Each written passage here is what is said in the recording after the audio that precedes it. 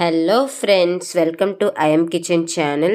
మన విజయనగరంలో శ్రీ అష్టలక్ష్మి సమేతస్య కళ్యాణ వెంకటేశ్వర స్వామి ఆలయం మనం దర్శిద్దాం. ఈరోజు అయితే ఇలా బయట వ్యూ ఉంటుందండి. అడ్రస్ వచ్చి ఎగ్జాక్ట్గా విజయనగరంలో R M B guest house R M R hospital నుంచి అలా వెళ్తే దుప్పాడ్ రోడ్ అండి. దుప్పాడ్ రోడ్లో ఉంటుంది. చాలా పెద్ద ప్లేస్తో మంచి ఆవరణంలో చాలా పీస్ఫుల్గా అనిపించింది. మనం ఇలా ఎంటర్ అవ్వాలి. ఎంట్రన్స్ అండ్ ఎగ్జిట్ గేట్ ఒకటే ఉంటుంది. అలా ఎంటర్ అవ్వగానే మనం లెఫ్ట్ వైపు చూసామంటే అక్కడే మనకి కొబ్బరికాయ, అరటిపళ్ళు, ఇదంతా పూజ సామాగ్రి సెట్ అంతా అక్కడే విక్రయిస్తారు. అక్కడ మనం కొనుక్కోవచ్చు.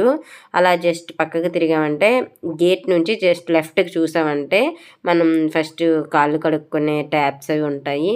చక్కగా కాళ్ళు అవి కడుక్కొని అక్కడే కొబ్బరికాయ కొట్టేసి మనం ఇంకా పూజకి వెళ్ళటమే. వచ్చేటప్పుడు రిటర్న్లో అదే లెఫ్ట్లో చూసామంటే మనకి ప్రసాదం అక్కడ ఫ్రీగా ఇస్తారు, కొంచెం స్వామివారికి పెట్టేది. అలాగే ఇక్కడ చాలా బాగా నచ్చింది నాకు ఈ విషయం అయితే. బాలభారతి అనే కార్యక్రమాన్ని ప్రతి ఆదివారం కూడా పిల్లలకి సాంస్కృతిక శిక్షణ అనేది ఇస్తూ ఉంటారు.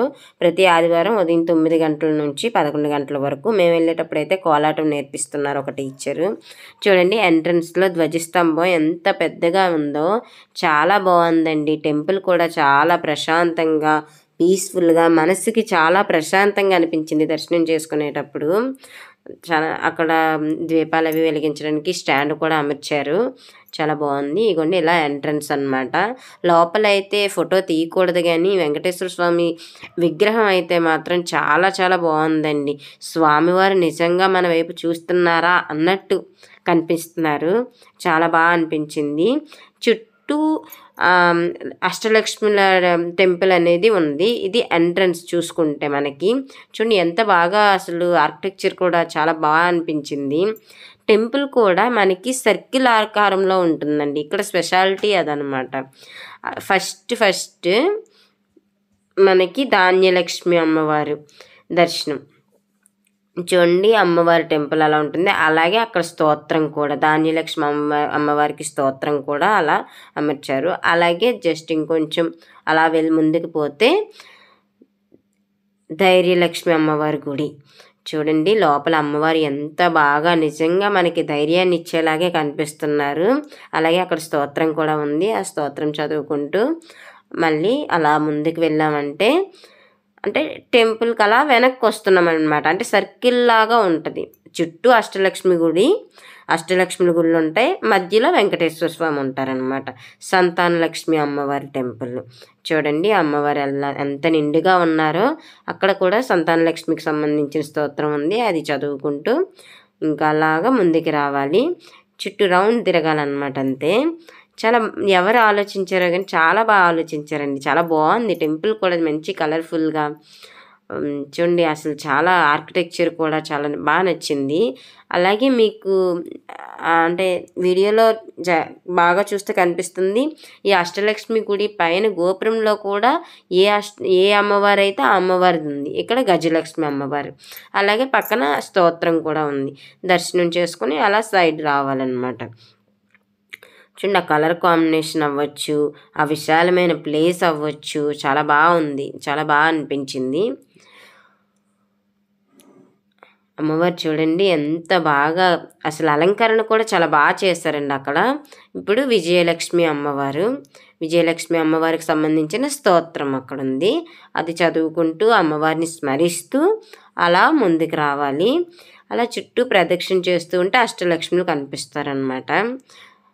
ఇప్పుడు విద్యాలక్ష్మి అమ్మవారు. చదువుకునే పిల్లలు ధ్యానిస్తే చాలా బాగా చదువు వస్తుందండి.